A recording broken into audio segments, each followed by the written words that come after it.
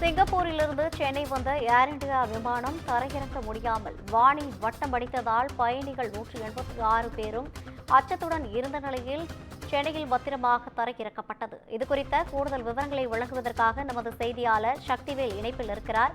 வணக்கம் சக்திவேல், வானில் வட்டமடித்தபடி விமானம் பறந்ததன் காரணம் என்ன? எதற்காக அவ்வளவு தாமதமானது? கூடுதல் விவரங்களை வழங்கலாம். நிச்சயமாக. வணக்கம் ரவினா. சென்னை அண்ணா பன்னாட்டு விமான நிலையத்திற்கு சிங்கப்பூரில் இருந்து ஏர் இந்தியா விமானம் 186 பயணிகளுடன் காலை 10:20 மணிக்கு தரையிறங்குவதற்காக தாழ்வாக பறந்த விமானம் ஓடுபாதை நெருங்கியது. ஆனால் ஓடுபாதையில் தரையிறங்குவதற்காக 200 அடி உயரத்தில் மிக தாழ்வாக பறந்த விமானம் திடீரென மின்னல் வேகத்தில் உயர பறந்து சுமார் 3500 அடி உயரத்தில் வானில் வட்டமிடித்து பறந்தது.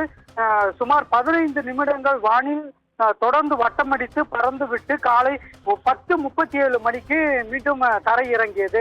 ஏர் இந்தியா விமானம் தரை இறங்க வந்தது திடீரென உயர சென்று பறந்து வானில் வட்டமிடித்தது தொடர்பாக தாமதமாக தரையிறங்கியது ஏன் என அதிகாரிகளிடம் கேட்டபோது, விமானம் தரை இறங்கும் போது தரை காற்றின் வேகம் திடீரென அதிகரித்து உள்ளது. அப்போது விமானம் சுமார் 200 அடி உயரத்தில் மிக தாழ்வாக பறந்து கொண்டு இருந்தது.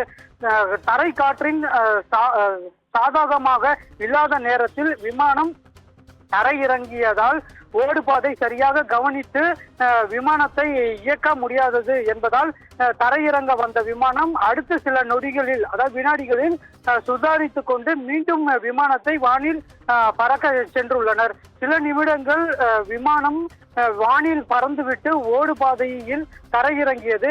இதனால் விமானத்திற்குள் இருந்த பயணிகளுக்கு எந்தவித பாதிப்பும் ஏற்படவில்லை. விமானங்கள் தரையிறங்கும் போது சாதாரண சூழ்நிலை அமையவில்லை என்றால் விமானங்கள் மீண்டும் வானில் பறந்துவிட்டு தரையிறங்குவதற்கு வழக்கமானது என்றுதான் அதிகாரிகள் தெரிவித்துள்ளனர். ரவீனா, கூடுதல் விவரங்களை வழங்கியமைக்காக நன்றி சக்திவேல்.